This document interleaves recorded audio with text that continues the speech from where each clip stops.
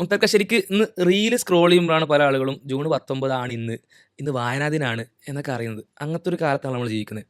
അപ്പോൾ ഈ ഒരു കാലത്തിൻ്റെ ഒരു പ്രതിനിധി എന്നുള്ള അർത്ഥത്തിൽ ഇപ്പോൾ ഞാൻ അങ്ങനെ ഒരുപാട് റീലിലൊക്കെ സമയം കളയുന്ന, സമയം ചിലവഴിക്കുന്ന, വായിക്കാനൊന്നും താല്പര്യമില്ലാത്ത ഒരാളാണെങ്കിൽ സിമ്പിളി നമ്മൾ സ്ട്രെയിറ്റ് പോയിന്റ് ആണ്, വേറെ ഒരുപാട് ഇൻട്രോ ഒന്നും കൊടുക്കാതെ സിമ്പിളി അങ്ങനത്തെ ഒരാൾ എന്തുകൊണ്ട് വായിക്കണം എന്ന് ചോദിച്ചു കഴിഞ്ഞാൽ ഒരു എഴുത്തുകാരൻ എന്നുള്ള അർത്ഥത്തിൽ ആ സർഗാത്മകമായിട്ടുള്ള മേഖലകളിൽ ഒരുപാട് ഇടപെടുന്ന ഒരാളെന്നുള്ള അർത്ഥത്തിൽ മുക്താർ ഉദരംപോലെ കൊടുക്കുന്ന സിമ്പിൾ ആൻസർ എന്തായിരിക്കും? ഞാൻ വായനയായിട്ട് ബന്ധപ്പെട്ട് ഇങ്ങനെയുള്ള ചർച്ചകൾ ആദ്യം എനിക്ക് ഓർമ്മ വരുന്നത് വൈക്കം മുഹമ്മദ് ബഷീറിൻ്റെ ഒരു മനുഷ്യൻ എന്നാണ് കഥ ഉണ്ട്.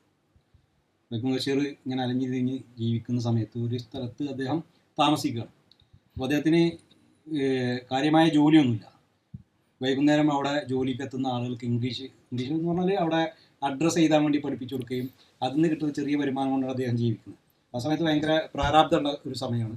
അദ്ദേഹം രാത്രി ആണ് ക്ലാസ് എടുക്കുക. രാത്രി വളരെ വൈകി ഉറങ്ങുകയും പകല് ഒരു ഉച്ചയോളം ഉച്ച കഴിഞ്ഞിട്ട് വൈകുന്നേരമാണ് ഉണരുക. അത്രയും നേരം ഉറങ്ങണം എന്തിനാന്ന് വെച്ചാൽ രാവിലത്തെ ഭക്ഷണവും ഉച്ചയ്ക്കുള്ള ഭക്ഷണം ലാഭിക്കാൻ വേണ്ടി. അത്രയും പ്രയാസത്തിൽ ജീവിക്കുന്ന സമയത്താണ് അദ്ദേഹം കയ്യിൽ കുറച്ച് പൈസ ഉള്ള സമയത്ത് ഒരു ഹോട്ടലിൽ കയറി ഭക്ഷണം കഴിച്ചിട്ട് അദ്ദേഹം പൈസ കൊടുക്കാൻ വേണ്ടി നോക്കുന്ന സമയത്ത് പൈസ ആരോ പോക്കറ്റ് അടിച്ചിട്ടുണ്ട്. കയ്യിൽ പൈസ അല്ല. ഇയാൾ ഈ ക്യാഷ്യറോട് പറഞ്ഞു എൻ്റെ പൈസ പോക്കറ്റ് അടിച്ചിട്ടുണ്ട്, എൻ്റെ കയ്യിൽ പൈസ അല്ല, ഞാൻ പോയിട്ട് പൈസ ആയിട്ട് വരാമെന്ന്. അപ്പോൾ അവിടുത്തെ ആളുകളെ കുറിച്ച് അദ്ദേഹം ആദ്യം പറയുന്നത് വളരെ ക്രൂരന്മാരായിട്ടുള്ള ആളുകളാണ്, ചെറിയ പൈസക്ക് വേണ്ടി ആളുകളെ കൊല്ലാൻ മടിക്കാത്ത ആളുകളാണ്, പറഞ്ഞത് ചെയ്യുന്ന അത്ര അങ്ങനെയുള്ള ഒരു ക്രൂര മനസ്ഥിതിയുള്ള മനുഷ്യന്മാരാന്ന് പറഞ്ഞിട്ട് കഥ തുടങ്ങുന്നത്. അപ്പോൾ അങ്ങനെയുള്ളൊരു സ്ഥലത്താണ് ഈ പൈസ ഇല്ലാതെ ബുദ്ധിമുട്ട്. അപ്പോൾ ഈ ഹോട്ടൽ ഉടമ പറയാണ് അത് പറ്റില്ല, കാരണം ഇങ്ങനെ പല ആളുകളോട് വരാറുണ്ട്, ഇങ്ങനെ പറ്റിച്ച് പോകാൻ പറ്റില്ല എന്ന് പറഞ്ഞിട്ട് ബഷീറിനോട് ചൂടാവണം. അപ്പോൾ ബഷീർ പറഞ്ഞു ഞാൻ ഇതിൻ്റെ കോട്ട് ഞാൻ ഇവിടെ അയച്ചു വെക്കാം, എൻ്റെ വാച്ച് ഞാൻ ഇവിടെ വെക്കാം, ഞാൻ പോയിട്ട് പൈസ ആയിട്ട് വന്നിട്ട് തന്നാൽ മതി. അത് അങ്ങനത്തെ പരിപാടി ഒന്നും ഇവിടെ നടക്കില്ല, പൈസ തന്നിട്ട് പോയാൽ മതി. അപ്പോൾ ബഷീർ പറഞ്ഞു സത്യമായിട്ടും എൻ്റെ കയ്യിൽ പൈസ പോക്കറ്റ് അടിച്ച് പോയതാണ്.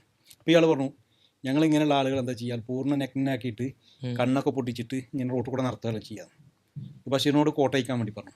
ബഷീർ നിവർത്തിയില്ലാതെ കോട്ട അയച്ച്, ഷർട്ട് അയക്കാൻ പറഞ്ഞു ഷർട്ട് അയച്ച്, പാൻറ് അയക്കാൻ പറഞ്ഞു പാൻറ് അയച്ച്, അടിവസ്ത്രത്തിന് മാത്രം നിൽക്കുക. അപ്പോൾ ഇയാൾ പറഞ്ഞു അടിവസ്ത്രം അയക്കണം എന്ന്. അപ്പോൾ ബഷീർ പറഞ്ഞു അതിനുള്ളിലൊന്നുമില്ല.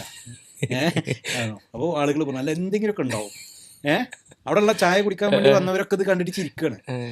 ബഷീറിനാണെങ്കിൽ ഭയങ്കര അപമാനം, ഇത്രയും ആളുകൾക്കിടയിൽ അപമാനത്തിനായിട്ട് നിൽക്കുകയാണ്. അവിടെ അങ്ങനെ ഭൂമി പിളർന്ന് അവസ്ഥയിൽ നിൽക്കുകയാണ്. ആ സമയത്ത് ഒരാൾ വന്നിട്ട് ബഷീറിനോട് പറയണം പൈസ ഞാൻ കൊടുക്കാന്ന് പറഞ്ഞിട്ട് ഒരു കൊമ്പമീശൊക്കെ ഉള്ളൊരു വലിയൊരു മനുഷ്യൻ വന്നിട്ട് ബഷീറിൻ്റെ പൈസ കൊടുത്തു. എന്നിട്ട് ബഷീർ ഡ്രസ്സൊക്കെ ഇടാൻ പറഞ്ഞു. അവസ്ഥയിൽ നിന്ന് രക്ഷിച്ചിട്ട് ബഷീർ അയാൾ ബഷീറിനെ കൂട്ടി പുറത്തിറങ്ങി. അങ്ങനെ വരെ നടന്നു ആളൊഴിഞ്ഞൊരു സ്ഥലത്തെത്തിയപ്പോൾ ഇയാളെ പോക്കറ്റിൽ നിന്ന് കുറേ പൈസ എടുത്തിട്ട് ബഷീറിനോട് ചോദിച്ചു നിങ്ങളെ പൈസ വെച്ചു. അപ്പോൾ ബഷീർ പൈസ കാണിച്ചു കൊടുത്ത്.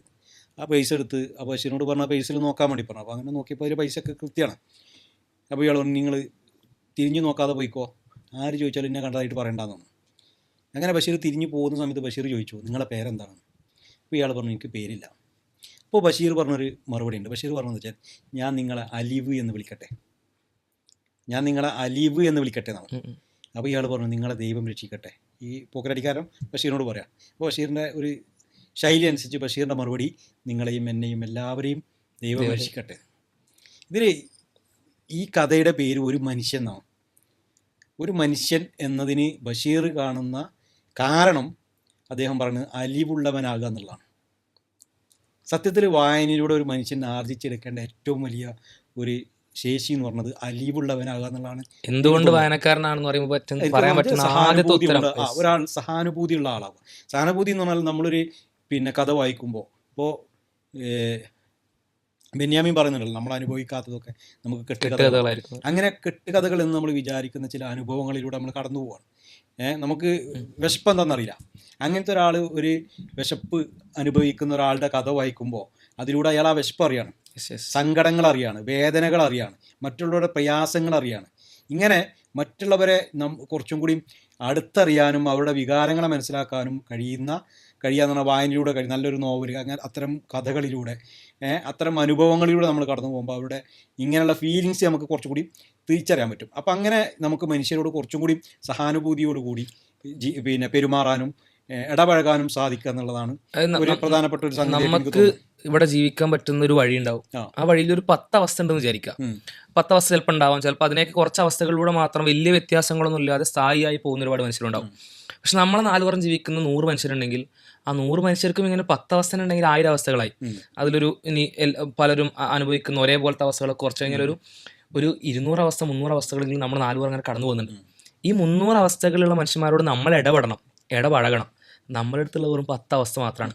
10 അവസ്ഥയുടെ പരിചയം മാത്രമേ നമ്മുടെ അടുത്തുള്ളൂ.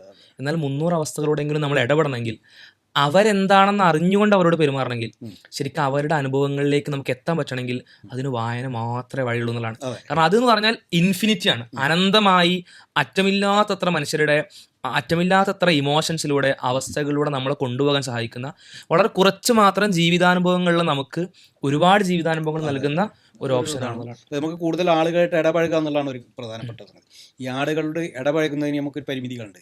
പക്ഷെ അതിനപ്പുറത്തേക്ക്, കാരണം നമ്മുടെ സുഹൃത്ത് വലയങ്ങൾ, നമ്മുടെ അടുപ്പുള്ള ആളുകൾക്ക് ഏകദേശം ഒരേ പ്രശ്നങ്ങൾ അഭിമുഖീകരിക്കുന്ന ആളുകളായിരിക്കണം. അപ്പോൾ അതിനപ്പുറം ഈ പലതരത്തിലുള്ള ജീവിതങ്ങളുണ്ട്.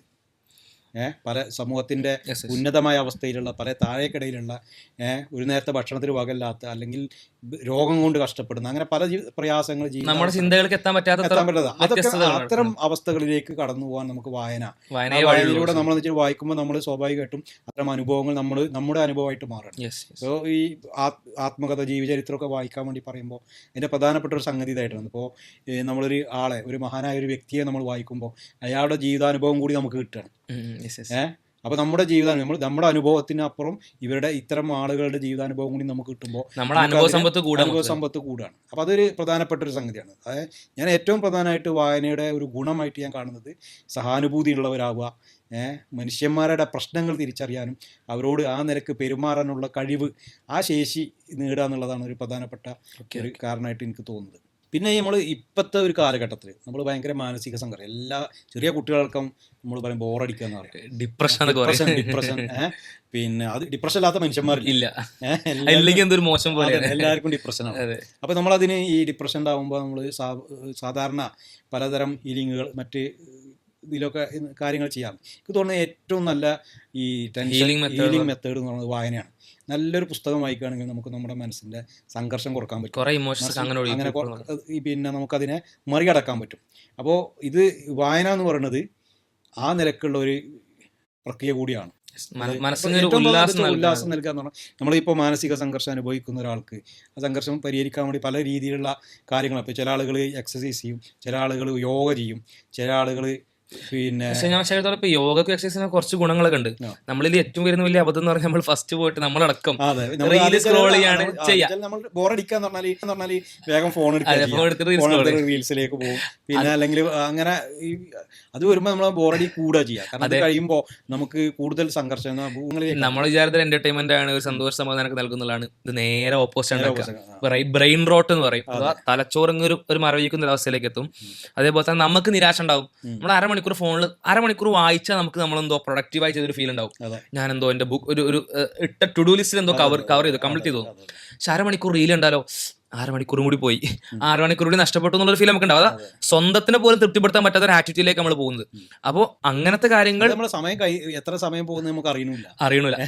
അങ്ങനെ സമയത്തിലേക്ക് പോകുന്നില്ല. എന്നാൽ ഒന്നും കിട്ടുന്നുണ്ടോ വെച്ചാൽ അരമണിക്കൂറിൽ എന്താ കണ്ടതെന്ന് വെച്ചാൽ എന്താ ഓർത്തെടുക്കാൻ പോലും പറ്റാത്ത വിധം ചെറിയ ചെറിയ കണ്ടന്റുകൾ ഒരുപാട് സ്ക്രോൾ ചെയ്ത് പോവാണ്. അതിൽ ഇമോഷൻസ് ഇങ്ങനെ മാറി മാറി മാറി തന്നെ വരുന്നുണ്ടാവും.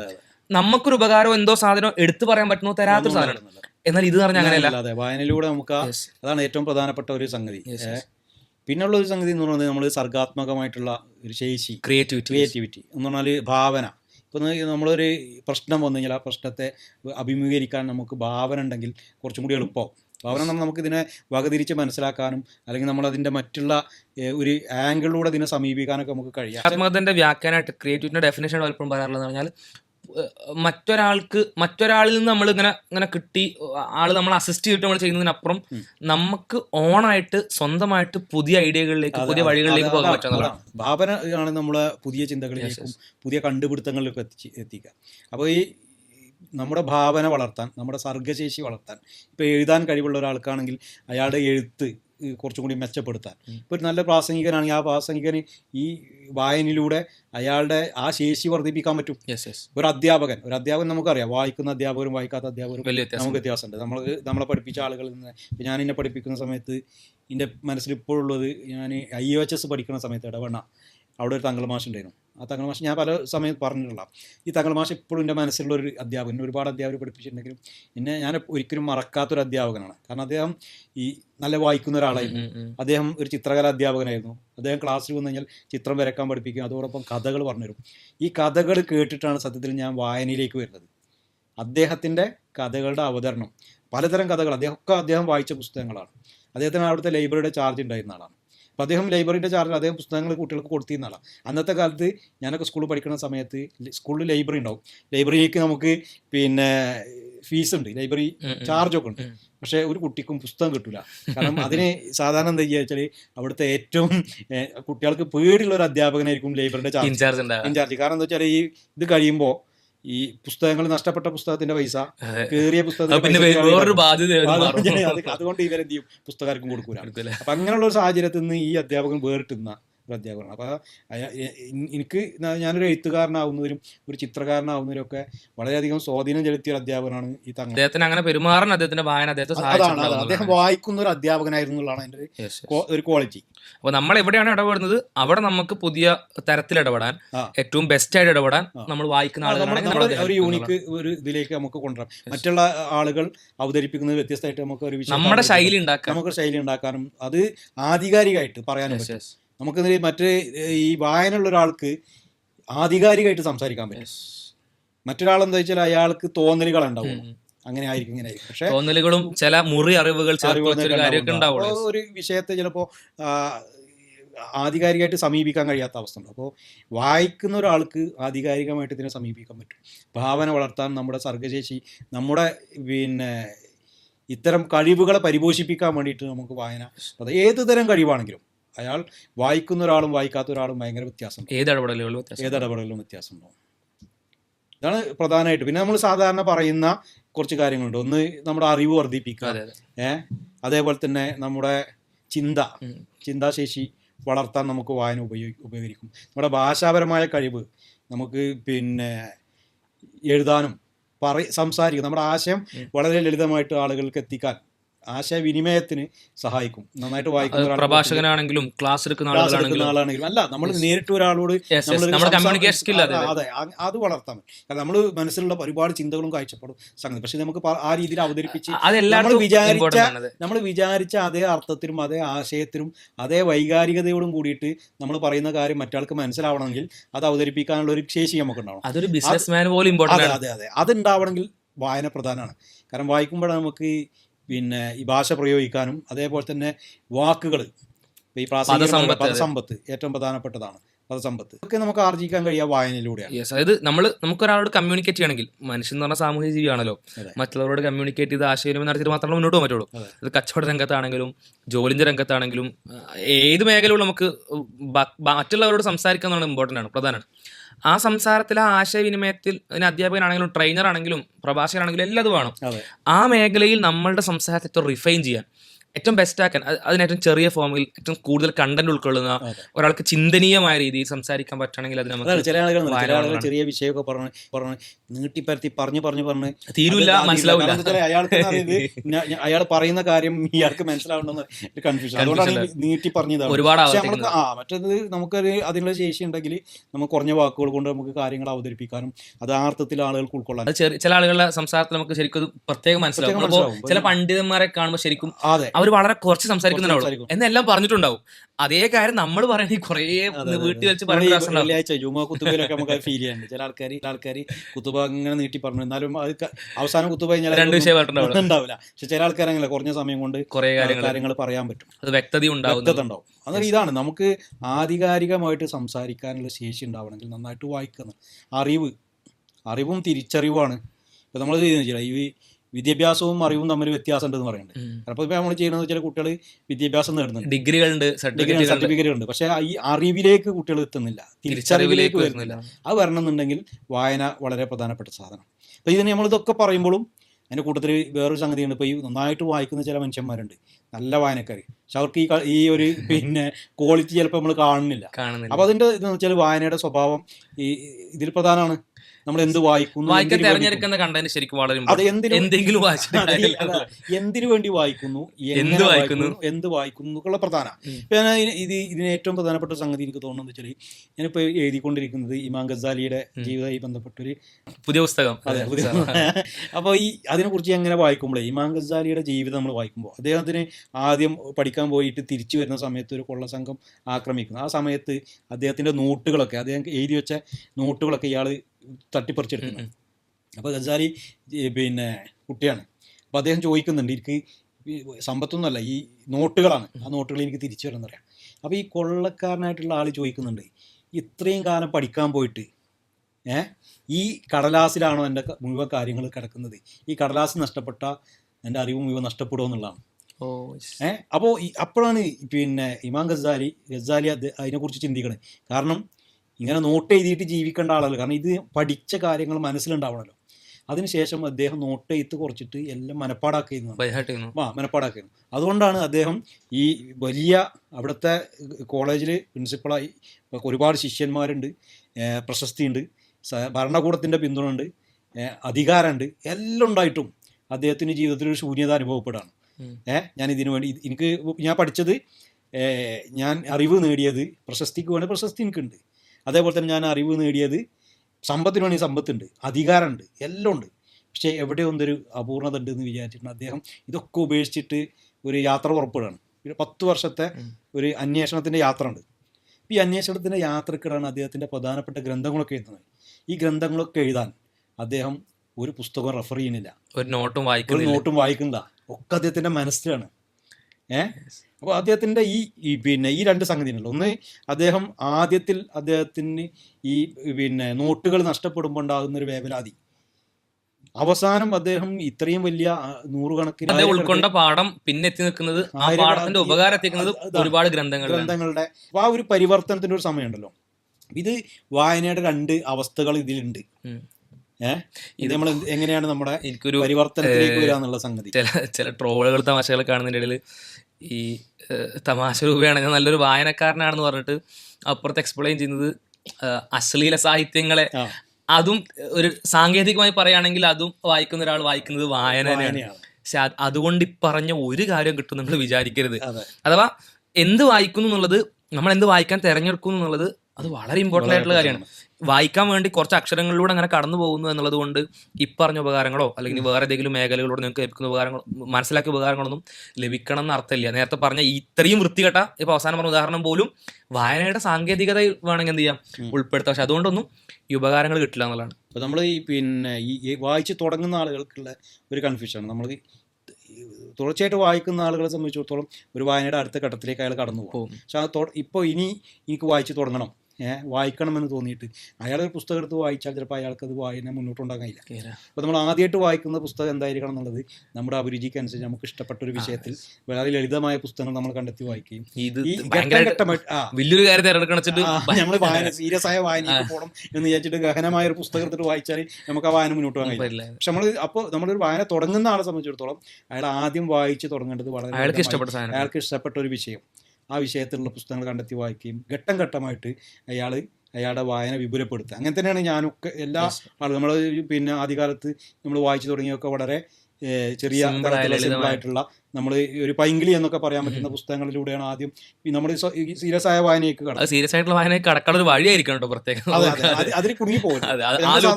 പ്രായത്തിനനുസരിച്ച് നമ്മുടെ പുസ്തകങ്ങൾ വ്യത്യാസം വരുന്നുണ്ടല്ലോ. അപ്പോൾ ചെറിയ കുട്ടികൾക്ക് നമ്മൾ കളിക്കുടുക്ക, മിന്നാമിന്നി, പിന്നെ അത് കഴിഞ്ഞിട്ടാണ് ബാലരമ, ബാലഭൂമി സാധനങ്ങൾ വരിക. അത് കഴിഞ്ഞിട്ട് അതിന്റെ സ്റ്റെപ്പ് മാറി. അപ്പോൾ ഇത് വളർച്ചയുടെ ഒരു ഘട്ടമാണ്. ഇവൻ വലുതായിട്ടും കളിക്കുടിക്ക് മിന്നാമിന്നും വായിച്ചിരിക്കുകയാണെങ്കിൽ അത് ഇടക്കൊക്കെ രസത്തിന് വായിക്കാന്നല്ലാതെ അതിലെ ഇതായി പോകുമ്പോൾ അത് വെച്ചാൽ വളർച്ചയുടെ ഒരു ഘട്ടം. ഇപ്പം ഞാനിത് പറയാനാണ്, ഇപ്പോൾ പുതിയ കാലത്ത് ഈ വായന ഒരു ട്രെൻഡായിട്ട് വന്നൊരു സമയമുണ്ട്. ആ ട്രെൻഡായ ചില പുസ്തകങ്ങളുണ്ട്. അപ്പോൾ ഈ പുസ്തകങ്ങൾ എന്ന് വെച്ചാൽ ആ പുസ്തകത്തിൽ അത്തരം ട്രെൻഡുകളിൽ മാത്രം നമ്മൾ ഈ കിടക്കുന്ന അതിൽ എനിക്ക് ഓർമ്മയുണ്ട്, മുക്താർ ഖാന്റെ ഒരു ബുക്കിന്റെ റിവ്യൂ വെച്ച സമയത്ത് ആ ബുക്കിന്റെ പേരൊന്നും പറയുന്നില്ല, ട്രെൻഡ് എന്ന് പറഞ്ഞാൽ ഒരുപാട് ആൾക്കാർ സ്റ്റോറി ഇടുന്നു, റീലിടുന്നു.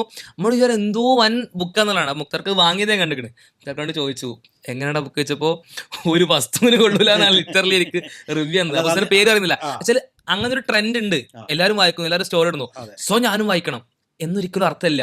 ആ പുസ്തകത്തിന്റെ ക്വാളിറ്റി അതേപോലെ ട്രെൻഡ് ഇത് രണ്ടാണ്. നമ്മൾ ഈ ട്രെൻഡിന്റെ ഭാഗമായിട്ട് വായന തുടങ്ങുകയാണെങ്കിൽ ആ വായന നമ്മൾ കുറച്ചും കൂടി സീരിയസ് ആയ വായനയിലേക്ക് കൊണ്ടുപോകാൻ നമുക്ക് അത് തുടക്കം ഇങ്ങനെയാണെങ്കിൽ പോലും നമുക്ക് ആ ലൂപ്പിൽ മറികടന്ന് അടുത്തൊരു ഘട്ടത്തിലേക്ക് കടക്കാൻ സാധിക്കണം. ഞാനിതിന് വായനയുടെ ഒരു ഇത് എന്ന് പറഞ്ഞത് ഇപ്പം ഞാൻ ഒരു രഹസ്യം പറഞ്ഞുതരാം. ഞാൻ സ്കൂളിൽ പഠിക്കുന്ന സമയത്ത് എനിക്ക് 4ാം ക്ലാസ് പഠിക്കുമ്പോഴേ മലയാളത്തിന് 5 മാർക്ക് ചെയ്യുന്നു. മലയാളത്തിന് 5 മാർക്ക് ചെയ്യുന്നു. ഇപ്പം ഞാൻ മലയാളത്തിൽ 5 പുസ്തകങ്ങൾ എഴുതിയിട്ടുണ്ട്. പല പുസ്തകങ്ങളും എഡിറ്റ് ചെയ്തിട്ടുണ്ട്. പിന്നെ പത്രത്തിൽ എഡിറ്റോറിയൽ വർക്കിൽ ഇതാണ് ജോലി ചെയ്യണത്. സത്യം പറഞ്ഞാൽ ഈ 5 മലയാളത്തിന് 4ാം ക്ലാസ് പഠിക്കുമ്പോൾ 5 മാർക്ക് കിട്ടിയ ഒരാൾ ഈ ഒരു അവസ്ഥയ്ക്ക് എത്താൻ ഒരു കാരണം മാത്രമേ ഉള്ളൂ, വായിച്ചു എന്നുള്ളതാണ്. അപ്പോൾ വായനയിലൂടെ മാത്രമാണ് പരിവർത്തനം സാധ്യമാകുന്നത്. അത് വലിയൊരു ലെസനാണ്. മുക്താർഖാൻ്റെ ഒരു പ്രൊഫൈൽ എന്ന് പറഞ്ഞാൽ ശരിക്കും അത് റീക്കസ് മീഡിയ കാണുന്ന ആൾക്കാർക്ക് പല വീഡിയോസും മുക്താർഖാനെ കണ്ടിട്ട് മനസ്സിലായിട്ടുണ്ടാവും. അതല്ലാത്ത ആൾക്കാർക്ക് കൂടി മുക്താർഖാനെ വായിച്ച ഒരുപാട് ആളുകളുണ്ടാവും. നമ്മളെയൊക്കെ നന്നായിട്ട് മുക്താർഖാനെ എഴുത്തുകാരനെ അറിയുന്ന ആൾക്കാരുണ്ടാവും. അപ്പോൾ ആ ആളുകൾ മനസ്സിലാക്കേണ്ട ഒരു കാര്യം എന്ന് പറഞ്ഞാൽ അത് മുന്നേ മലയാളത്തിൽ 5 മാർക്ക് കിട്ടിയ ഒരാളായിരുന്നു. അപ്പോൾ അങ്ങനെ ഒരു മാറ്റം എന്ന് പറഞ്ഞാൽ സാധ്യമാണ്. അത് നമ്മൾ ശ്രമിക്കുന്നുണ്ടെങ്കിൽ, നമ്മളതിനു വേണ്ടി കൺസിസ്റ്റന്റ് ആയിട്ട് പരിശ്രമിക്കുന്നുണ്ടെങ്കിൽ. ഈ മലയാളത്തിലെ ലോകത്തന്നെ പ്രമുഖരായ എഴുത്തുകാരും ഒന്നും ഇങ്ങനെ ഭാഷ പഠിച്ചു വന്ന ആളുകളൊന്നുമല്ല. അവരൊക്കെ വായനയിലൂടെ തന്നെയാണ്. ഇത് പിന്നെ ഒരു പ്രൊഫഷൻ പോലെ പഠിക്കേണ്ട ഒരു സാധനം അല്ല, നാച്ചുറൽ ആയിട്ട് ഉണ്ടാകുന്ന സാധനമാണല്ലോ ഈ വായനക്ക്. അങ്ങനെ ഒരു ഗുണം സാധ്യമാണെന്നാണ്, എല്ലാവർക്കും സാധ്യമാണ്. അതിന് പ്രത്യേകമായിട്ടൊരു കഴിവ് ശേഷിയൊന്നും ആവശ്യമില്ല. നമ്മൾ അതിനുവേണ്ടി പരിശ്രമിക്കുക, സമയം എഫേർട്ടും കൊടുക്കുക, അതാണ്. അപ്പോൾ ഓരോരുത്തരും അത്തരത്തിൽ വായനയുടെ പ്രാധാന്യം മനസ്സിലാക്കി തങ്ങളുടെ ജീവിതത്തിന്റെ ഭാഗമായിട്ട് വായന മാറ്റണം എന്നുള്ളൊരു എൻഡ് നോട്ട് മാത്രമാണ് നൽകാനുള്ളത്. ഒപ്പം തന്നെ എന്ത് വായിക്കുന്നു എന്നുള്ള കാര്യം പ്രധാനമാണെന്നുള്ള പ്രത്യേകം ഓർമ്മിപ്പിക്കുന്നു. മുക്താർഖാൻ്റെ 1 ഡസനോളം പുസ്തകം ഉണ്ടെന്ന് നേരത്തെ പറഞ്ഞു, അതൊക്കെ ഉൾപ്പെടുത്താവുന്നതാണ്. ഈ പ്രോഗ്രാം, ഈ എപ്പിസോഡ് ഇവിടെ അവസാനിപ്പിക്കുന്നു.